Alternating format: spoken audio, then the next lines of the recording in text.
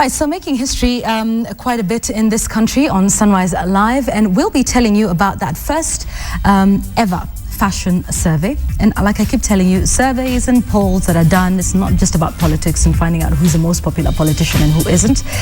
There's a lot of ways information can help. And even as Kenya turns 50, we're going to be having the results right here live, on fashion trends and how much people are spending and why they're spending and what they're spending it on, what the men like to see with the women, and, what are some of the most important things that you need to consider, because fashion is not just a thing about vanity. I think it's important how you present yourself. That is the first ever that's happened here, and we'll be giving you those results in just a moment. But first, that story that we had promised you earlier on in the show, Kenya's 50-year series, Paul Kyongera, or rather not Paul Kyongera, but this is the man who ran a famous bar in one of the parts in this country, and even though he is dead, that legacy continues to live on with some strict rules that were set out in that particular area. Take a look.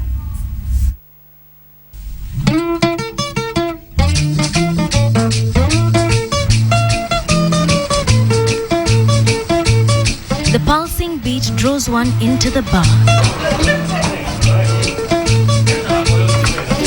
This the steady heartbeat of an establishment that has drawn patrons in for well over 70 years. KK Wazee opened its doors to the public in 1939 when a humble farmer and businessman, Karaoke Kiruthi, became the first African to secure a liquor license. He decided to open a bar in Karatina.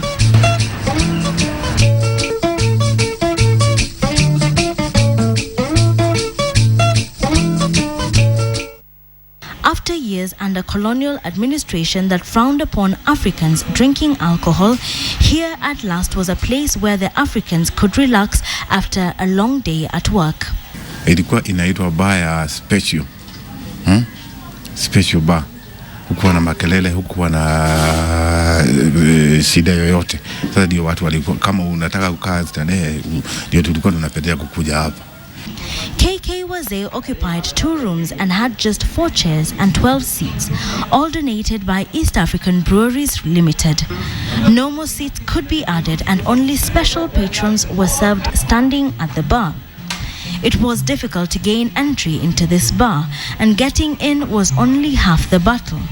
Once inside, one had to follow the rules Karaoke had laid down, and though he had opened the bar while in his 20s, Karaoke was strict. In the beginning, the bar opened at noon and was closed at 9 every evening, 7 days a week. He used to operate for about 9 hours, starting from 12 midday. The bar used to be shut in the morning, but if you have a meeting with someone, he could allow you but not serve you. KK ran the bar alone, but in 1979 he hired Wangeshi as his assistant, then just 19 years old. Together they enforced the KK rules. The first rule, patrons had to buy their first drinks themselves. Utakubaliwa kuingia mradi tu wewe uko na pesa yako ya kujisimamia, lakini si ati kukuja kuobaoba. Mzee hakuwa anataka mtu anakuja hapa ati ninunulie chupa moja, ninunulie soda nini. Hakuwa anataka hiyo mambo.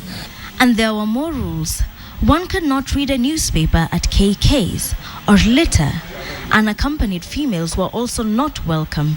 If they started to drink before 1 in the afternoon, patrons would have to take a break for lunch, since Karaoke reasoned that too much drink without food was unhealthy. Patrons could only buy a maximum of 3 beers, and no more bottles of beer would be served after 8. Mzee hakuwa anauza pombe auzie mtu ati alewe dia apate pesa. Mzee alikuwa anauzia mtu pombe ajifurahishe. 8:30 could prepare now to wind up. So that's the time we used to serve that cocktail that used to mix up the moratina, a bit of honey, and a bit of 3 barrels. Persons who misbehaved would find the door closed to them much earlier. Kansula mmoja alipatiwa discipline hapa vibaya sana. Na alikuwa mmea wa Karatina. Kwa maana alikuja hapa akiwa mlevi. Akawa na masigara, akaambiwa kuna kitu nitakuuzia hapa kwangu. Toka.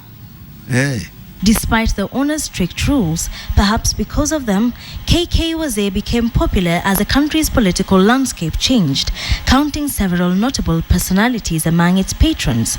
Former President Mwai Kibaki was one of the regular faces here.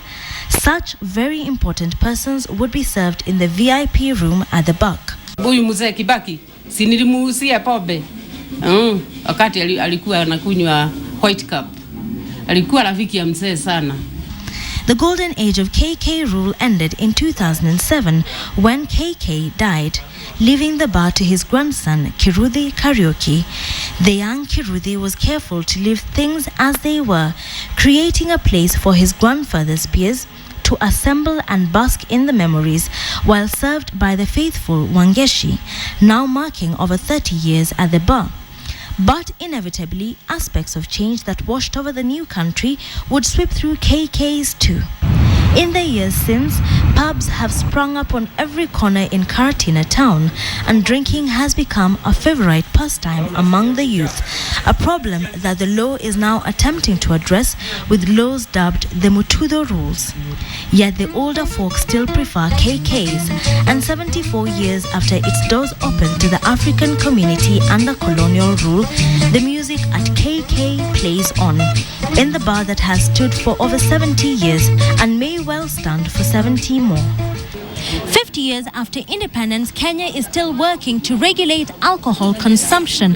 While the Mutudo laws apply here as they do everywhere else, patrons of KK Wazee Hukumbuka must also obey the KK Code of Conduct, meant to ensure that no patron overindulges. Wilkis Tanyabwa, KTN, for the 50-year series in Karatina.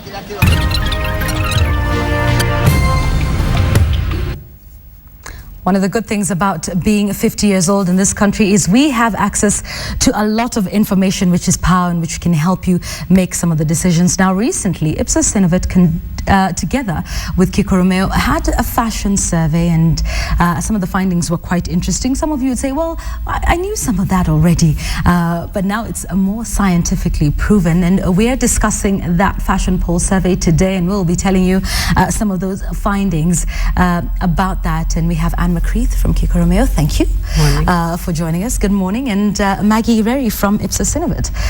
So let's talk about this one here. First of all, let's understand that surveys and polls are not just about politics. I know we've had you on the show before and we've said that. And I really think it's important to say that you don't only work on, you know, who's the presidential candidate that's going to win or not, or who's the most favorite. Actually, 90% of our time we're doing research on various things, including fashion, customer satisfaction surveys, and all that. So it's not all about politics. Okay, all right. And this is refreshing, because this is very interesting that we're going to be seeing today. Okay, so we have this fashion and lifestyle survey that was done, and the two of you came together to be able to do this. Let's talk about this meeting and how this idea came up.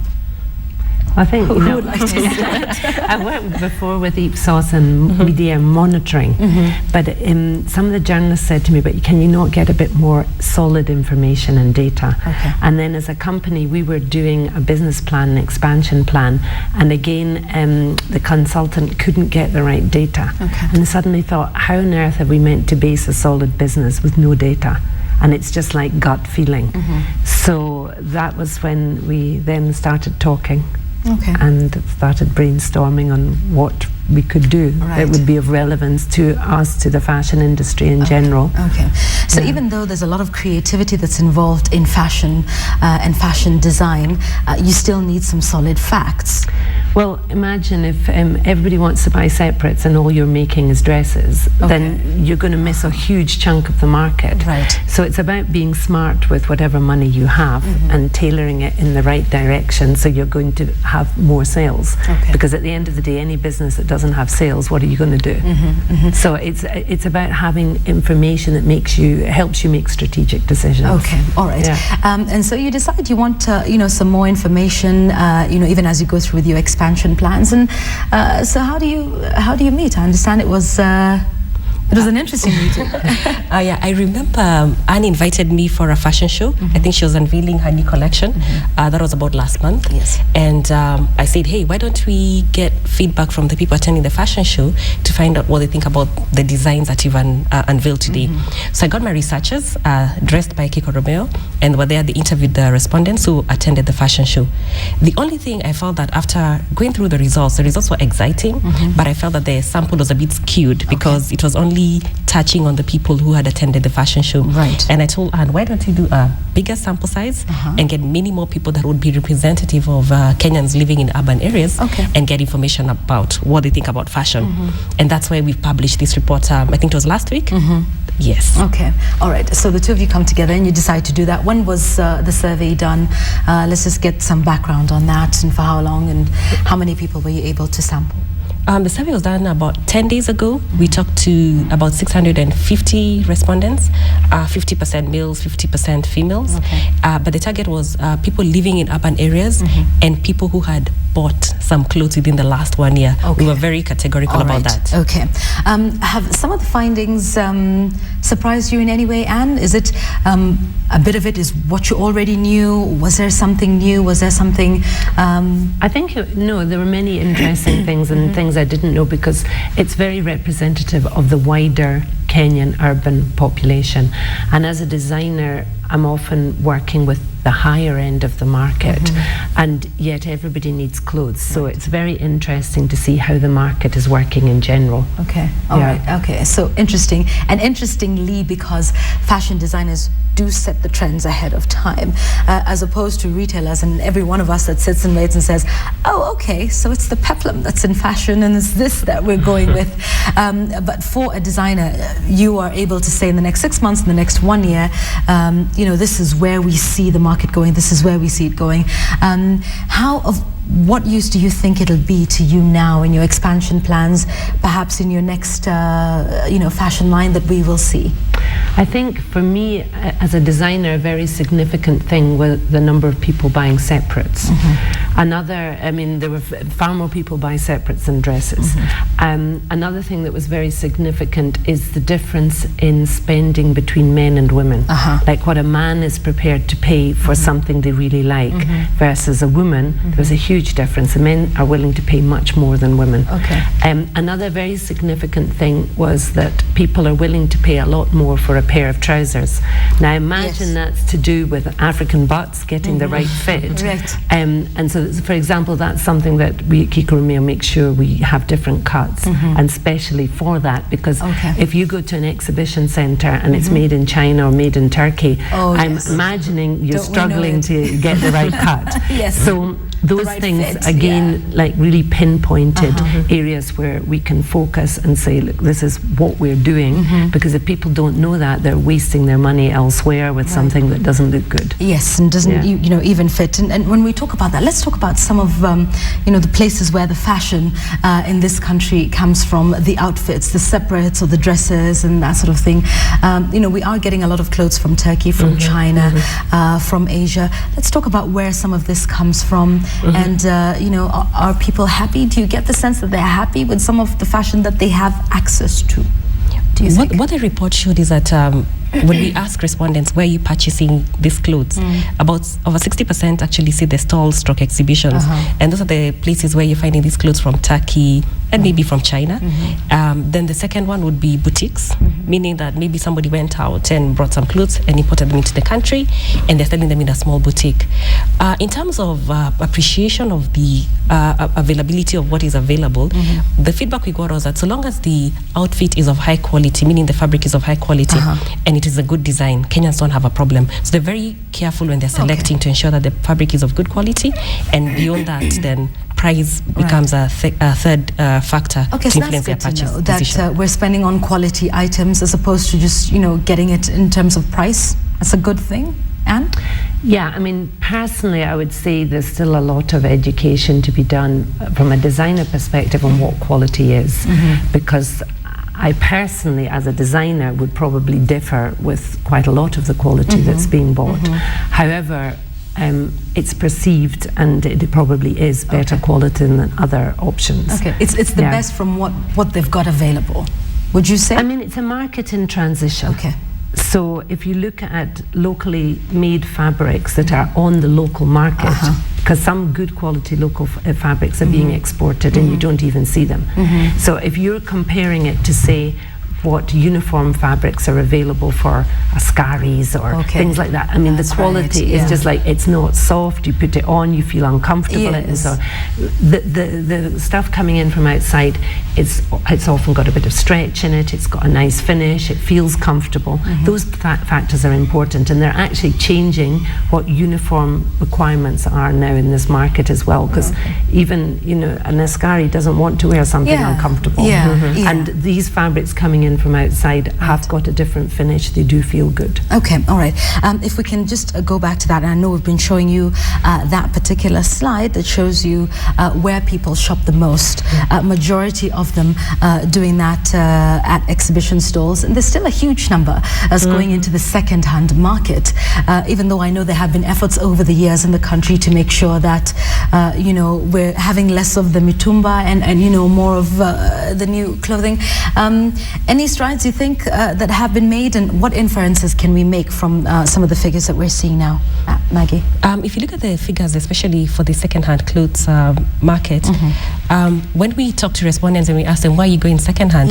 Again, they talk about quality, because some of the clothes that are coming in that are of second-hand are very good quality. We talk about designs. You probably want to wear a designer label. You cannot afford to buy it when it's new. And if it comes into this market in good quality, the question is, why not buy it? And I think what we're finding out is that Kenyans are not saying I buy new only and I buy second-hand clothes only. It's actually a blend of the two. So there's some instances where the second-hand clothes work and instances where the new clothes do work. So I think it's something that we are unlikely to change in the next few years. And of course there's the one about people going abroad. You can see that's a lot smaller because, you know, for the average people. Let's talk about then, you know, people's awareness of designer brands like Kiko Romeo in the country, and you know, what that says, and we'll you know, and perhaps we'd like to know, you know, if I come to you and I'm a fashion designer, many people will say, oh, well, you know, that's for celebrities and that's for those people that,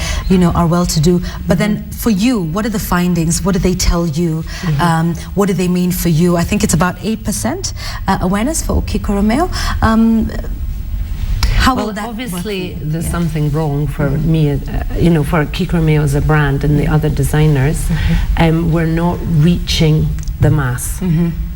And the question is, why are we not reaching the mass? Because even if someone can't afford the product, we would have assumed that they would know about us, and they don't.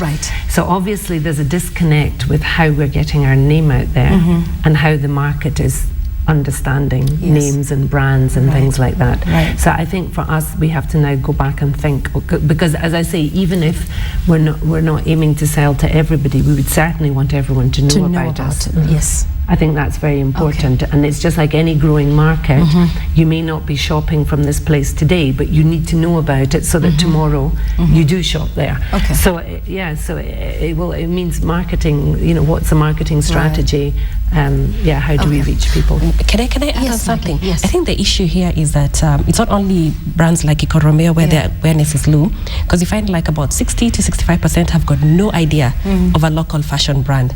So this is an industry problem rather than a one designer issue. And I think there's an opportunity for local fashion designers to begin to create awareness about their brands, because I think if you're aware about something, then it could translate to trial and then continuous purchase. Absolutely. I mean, I think even when you mentioned, I was privileged to interview John Kaveke, and I think I interviewed you before a couple of years back when we had the 007 launch of some of your designs, and Kaveke as well, and was going for New York Fashion Week, and you know, when you think about it, there's all of these great things that are being done, you know, and you're thinking, well, you would think everybody would know about it, and awareness being important.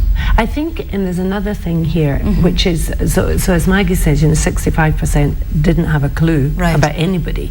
So it's only the remaining 35% that had a clue about somebody. Now, a lot of that's to do with distribution, because if you can't see the product, you don't see the name, it's not present in your life. We're in the media, but then not everybody's looking at the media. And it's like, when you go shopping, can you see the brand? And the answer is that in general, as Kenyan designers, we're not being able to distribute our product in a way that's effective to get it everywhere. Okay. So it's a bit of a chicken and egg thing. I think there's a big opportunity also for retailers, even supermarkets. It showed that a lot of people are buying clothes in supermarkets. Yes. So there's quite a big opportunity, I would say, for retailers to actually take on Kenyan fashion brands and help them reach a wider market. Okay. Now, if you go shopping every time and you see Kiko or Kiko Romeo, Karaoke, Muka and so on, Fundi Frank, if you see them there, you're able to buy them. It's already in your head because you're choosing, I'm buying this or I'm buying that. Okay, Yeah. all right. And I guess that's very important that it is there and, you know, people are aware. Let's talk about, you know, fashion design for a moment and, you know, the work that you do. It's obviously high end and would I be able to come and, you know, to Kiko Romeo and say, I want an outfit for, you know, my everyday work and, you know, I'm on the show tomorrow and that's something I want to do? Absolutely, and now's a good time to come. Oh, you're on sale? Yeah. That's very good to you know, as a designer with a shop, yes. I mean, I'm looking at the market. I'm looking at what the market wants. Yes. Yes, I have an idea of what I represent as a designer. Okay. And I think as Kenyans get more and more aware of individual designers, they'll choose, you know, I like this one better, I like that one better, and so on. That's how the market should work. But as a designer, I make things that are for every day, I make things that are casual, and I make things that are a special occasion and evening.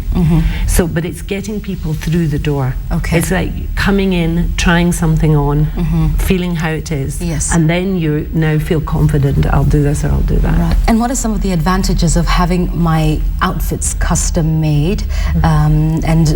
It's great that we can go to the second-hand, the thrift stores, or we can even get them at the exhibition stalls. What's the difference between getting it custom made, custom fitted, and all of that? And, you know, just I mean, there's different things because first of all, we have a huge retail offer. So you can come in, you can buy something that fits you, or we alter it to fit within the same price. Right. So that's already one option. When you cut, and then in general, those patterns are cut to fit bodies that are here. Okay, yes. And as we have That's clients important, who are yes. Chinese or whatever as well, I do also have cuts for them. Okay. But so our cutting is already geared to the local market. So Right. the tendency is it's going to fit. Yes. And then if you get something custom made, of course, for me, if something fits you really well, it lasts forever. It's timeless because you look great in it. And if you wear something that's, yes, the latest trend and it looks really funky, if it's on the right body for that dress, Yes. fine. Okay. But if it's fitting you badly, it doesn't matter how fashionable it is, you're going to look bad. Right. So it's about getting something that really looks good on you. And then you have people who are experts who are advising you, Right. this looks good and this doesn't look good, so don't buy it. Yes, yes, absolutely. Because sometimes, you know, we go on our own and you know, you think it looks good or you think it's appropriate for whatever function it is. It could be your everyday work or a special occasion. And, you know, it really isn't. Yeah, I think as a designer, it's our job to make sure that you're dressed appropriately for the occasion you're going to, whether it's everyday work, because people have different professions, and in one profession or another, those things, the norms are different. Yeah. But it's you know, as a designer who's looking at market, looking at international market, we also give advice. Yeah. And then also we have a lot of Kenyans now who represent the country outside. How do you go and represent the country? You're not going to wear something you bought from, like, that's imported, and then you just look the same as anybody else, and you've no idea if your outfit is unique out there or not. Exactly. So it's much, at least to me, it makes more sense. You stand out in a positive way, representing your country in a classy way, and saying, you know, being able to talk about your outfit's a great starting point. Absolutely. It is. It really is a good icebreaker, and, you know, just starts the conversation. Let's talk about, you know, getting that right fit, you know, particularly for women. And, you know, a lot of the stuff that comes from China is, like, what are they over there? A size 0? Does it start at size 0? Because for most of us it's 14, 16, and you're going to hardly get anything, you know, fits the African body right. Let's talk about height first. Okay. I mean, there's a whole different body proportion. Absolutely. And Kenyans also tend to have quite long legs and shorter upper bodies and so on. Now, things are just not made in that way. Yeah. You know, Chinese are very petite, in my experience selling here. and you know, I always have to shorten things for them, and I have some styles that are more geared to that. But let me go back on the fit issue, because it also applies to men. Sorry, the African butt is hereditary. I'm very envious of it. However, it affects men as well as women. When they now get their trousers, their shorts and things like that, their skirts, you don't want them sticking out the back, and to, you know, you can see one's shorter than the other, that sort of thing. Okay, all right. So important to get the right fit. So even now with the results that are out, Maggie, what next? I know you've talked about the fact that perhaps designers might want to say, okay, let's sit down and say, you know, let's do something and increase the awareness. But there's also other areas, and we'll be getting to that in a moment, you know, that are beneficial to the rest of us who are ordinary. What do we do with the poll results now that we've got them? Okay, I mean, initially, what we normally do is basically publish them and get people talking about them. But we're hoping to collaborate with the fashion industry. There's an association called FAFA, if I'm not wrong. And our hope is that at some point we will get them into a meeting and share the results. I believe this is what you call a baseline. There are quite some information gaps that I think there's much more than we can do. But we can only get to that point when we collaborate with the fashion designers and ask them, what kind of information are you looking for? What kind of information would actually help you make decisions about how to design clothes, how to market your clothes and all that. So this is going to be more of a collaborative discussion with the fashion designers, and then thereafter, I think you should expect that every other maybe 3 to 4 or 5 months, we could be publishing some interesting results on fashion and the fashion industry in Kenya. Okay, and the beneficiary at the end of the day is me. Right? Because the greater the designs, the more it seems like they're tailored to what I need and what I want, and that awareness is good for the consumer at the end of the day. It's very good for the consumer. At the same time, I would say it's also good for the government, because if you look at the fashion industry internationally, it brings in billions, and it's very high in GDP. Right now, creative industries in general are teeny weeny. They're 5% of the GDP. That's right. And within that, most of it's the film industry. Where fashion industry is nowhere. And even the president recently said he wanted to see more locally manufactured clothing being worn locally. It's what can grow the country. It creates jobs. It creates jobs from the cotton industry, cotton farmer, right the way through the value add chain.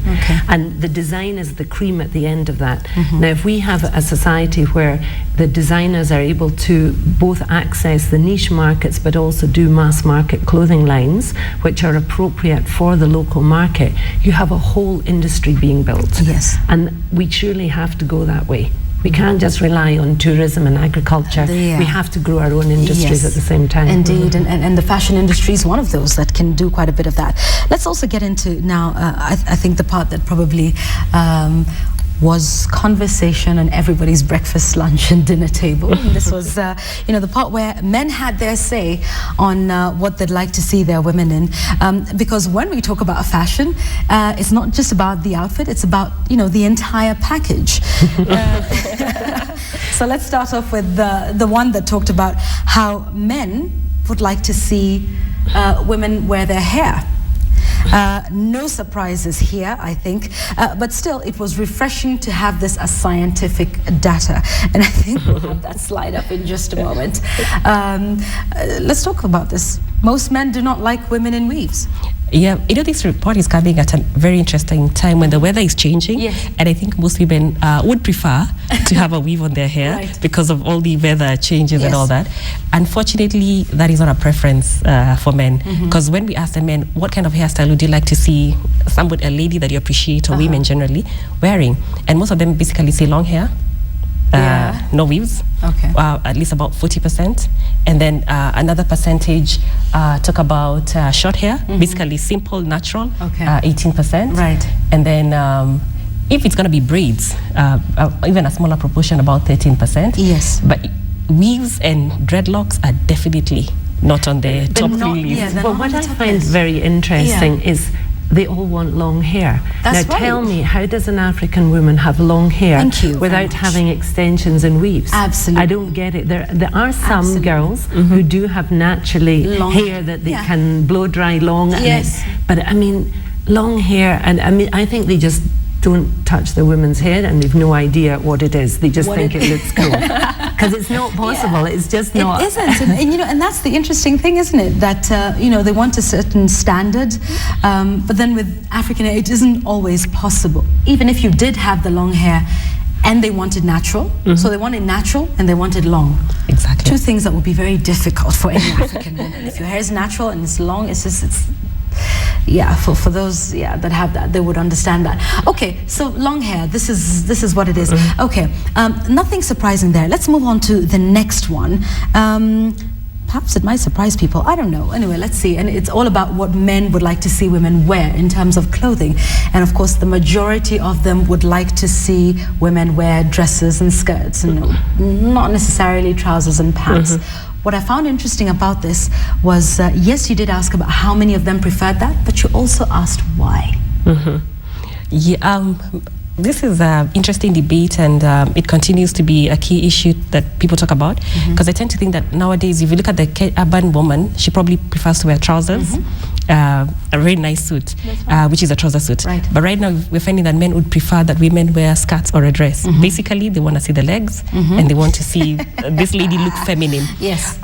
This is driven by the fact that men feel that a lady who wears a dress or a skirt looks feminine, she looks decent, and basically it begins to show that she's not trying to compete with the men, because most of the time, if most people who wear trouser suits, sometimes the trouser suits are almost cut like a man's suit. Yeah. So which begins to communicate something totally different. So definitely, dresses and skirts are... I'd also wonder if any of it's to do with these badly fitting trousers. Okay, that's another thing. Because, if they don't fit well, they don't look good. You'd rather be safer in a skirt or a but dress. I think this thing that Maggie's saying is quite interesting as Yeah. well. Because a lot of the people who said they liked women in trousers said because of confidence. It showed they were confident. Okay, all right. So it's touching in all these gender issues in the workplace. Yeah, and it's a cultural thing as well, isn't it?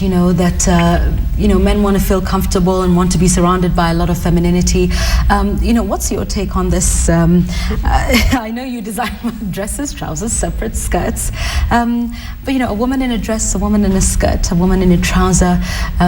Perhaps not to say which is the most preferred for you, because you make all of these. But when a woman is trying to send across a certain message, when's the time to wear a skirt, and when's the time to wear, that very hot and pantsuit? It's tricky, as I say. For me, I've seen a lot of trousers that fit abominably, so that's a bad look. And certainly, even as a designer in a shop, the shop, it's easier to make a dress and a skirt fit better. Okay. So that's on one side. On the other side, I wear a lot of trousers myself, but I have found that when I wear dresses and skirts, it gets a good reaction. I don't know. I mean, it's for me. I find that I'm sometimes astonished how few women there are in certain positions of power. I know I'm going into gender now, but even going into boardrooms, and you find it's an all-male boardroom, it continues to astound me, because I find that women are highly educated, they contribute a lot, they have a different version on things, and I find it makes a healthier decision-making process. So as regards a woman wanting to get into those circles, it's a kind of fine line you tread, because sometimes wearing a skirt suit is a calculated move to be taken in a certain way or another way. So if I was going to say a young company, a Google or something like that, I would definitely think trousers are appropriate. But if I'm going to say present to a board that's a conventional company, I would find a very smart skirt suit, because and then once you've gained confidence, you can now start wearing your trousers again. It's just... But I think what you're saying is basically, whether it's a skirt or a dress or a pair of trousers, that the fit is absolutely important. Okay, let's talk about a woman that comes in with an absolutely tight skirt or a tight dress or tight pants that don't quite fit, and when she has to sit down, you have to make sure that the person at the back probably has a very decent view, let's say. the fit, how does that affect one's perception then? I think I'm seeing far too many sausage-like effects. Like, you know, people really squeezing themselves into things. It's a very bad look. It basically is meaning like you're you know, the art of dressing for me is about enhancing the good bits and hiding the other bits. Yes. And then, because you want to look classy, or at least I think you know, that's a good aim in the workplace. At least you don't want everybody's just examining how many rolls of fat you have. And when people are wearing very tight stretchy things, whether they're trousers or whether they're skirts, it kind of it distracts from it distracts the message. totally. You don't look professional. We're now focusing on, as I say, like should she lose a couple of kilos or, and it happens with guys as well, by the way. We're talking women, but it happens with guys. It's just with women, often we fluctuate weight more often, so it creates more of that problem. But this thing of like smaller is better, no. It's like I know. I mean, you know, I'm a size 18, but you know, if I wear a size 16, those things are just a number. If you buy a US garment, it's 2 sizes smaller, like in number, than a British garment. And if you buy something from Europe, you're now in the 30s and the 40s and whatever. Those things are just numbers. Buy something that fits you.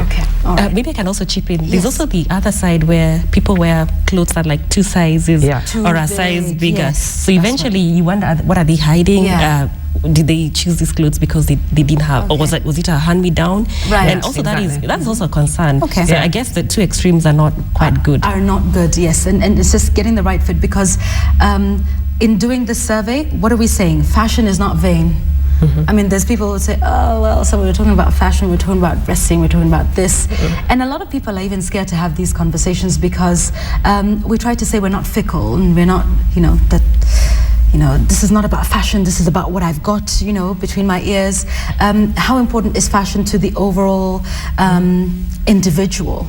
It's critical. I mean, I've seen brilliant brains, whether in the flesh or whether on TV, and you just think, could you please dress a little bit better, because you're distracting from your intelligence or whatever, because you're just not presenting yourself well. Okay. So that is important. So even as we talk about fashion and we're trying to learn all the trends, it's not that we're just, you know, sitting here and having one of those frivolous discussions that ladies would probably have about the latest trends. Fashion is the second biggest earner of the French GDP after the arms trade. Fashion can be making us millions. It's a business, it's an industry. Plus, it's a great feel-good factor. If you in the workplace are feeling good, you're motivated to do your job better. If you're in customer care, you're interacting. And then I think, you know, another thing that came across in the survey was about sports and about people who represent Kenya out. And you know, if you dress well and you feel good, it means you represent things in a very different way.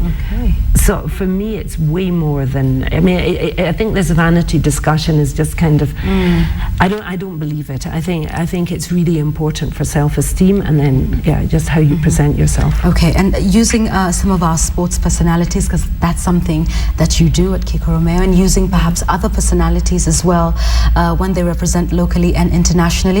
Is that one of the ways perhaps to also create awareness amongst you know, Kenyans of the brands that exist in the country? I think definitely. I think for Kiko Romeo, we started working with the rugby team because we realized there was a disconnect. They were very big out there, but they had no clothes to wear in terms of team image off the pitch. They had great kit for the pitch, but not off. And when you go to visit an ambassador in a t-shirt, there you go. Already as a player, you're not feeling you're dressed appropriately for the occasion. So that it's also about, as I say, developing and building the individuals within the team, and also the team image as they represent Kenya. So for me, I was very happy with this result in the poll. It's something that I had as a gut feeling. But I feel for fashion designers, it's a great opportunity, because then people start talking about what they're wearing, who they're representing, and so on. Okay, all right. From this fashion survey, because you've talked to both men and women, we find that both men and women do care about fashion. as opposed to perhaps the myth that it's only about women, and perhaps the men don't really take the time and the pains to see, okay, what am I, wearing and how much am I spending on that? Fashion is something that is universal for both men and women? Yes, it is. And I guess when you use the word fashion, it then connotes some sort of feminine angle. Yeah. But when you talk about dressing well, then it touches across both genders. And I tend to think that both men and women do want to look good, and that's why they're taking more time to carefully select what they will wear. Okay. And hence the reason why we had 50% men, 50% women participating in our survey. Right, and they're spending money on this as well, both men and women. Like you said, men probably more than women. I find men very discerning shoppers. They'll actually come and feel everything and whatever. I mean, they really look carefully at what they're buying. And when we've done focus groups with male clients and male friends that would like to be clients, men are really interested. They want more information, and they're very keen to get involved in what the product should be like. Okay. And in fact, in the last collection we took that very much into account. We had a few African print outfits, but we had a lot that were plain or with dots or whatever, and then they had a little hint of African inside collar band in the cuff, just little details. Right, yes, in tiny little details, and but they know what they want. They know what they want. The men know what they want, and they would like to buy local. They're very happy to buy local as long as the quality is right. Right, yes. And they're actually spending much more than women. They may buy, less frequently, but when they make the purchase, they do spend much more than the men, than the women. Okay, indeed. Thank you both very much for coming back and talking about, coming on the show and talking about this. Some great things, and we hopefully hope to see more and, more investment in the fashion industry, not just by the government in terms of making it a little easier, but also, in terms of us as Kenyans and, building our own brands. And thank you both very much. Maggie Ireri from Ipsos Synovate and Anne McCreath from Kiko Romeo Fashion House, and talking about that fashion survey for the first time. A lot of the things that we have as conversations, it is now scientifically proven. We know what the men want. We know how much money is being spent on this. And like we said, this is not about vanity. It's specifically about just making sure we build an industry that is local and that can make us some income. I want to leave you with my quote of the day today. And it comes from William Arthur Ward. And it goes as such. We can throw stones, we can complain about them, we can stumble on them, we can climb over them, or we can build with them. Which one do you do on a daily basis? Let me read that for you again. We can throw stones, we can complain about them, we can stumble on them, we can climb over them, or we can build with them. Which one do you do on a daily basis? Think about that as you have a very great day. We thank you so much for joining us on the show today. We'll see you again tomorrow. Thank you. Bye-bye.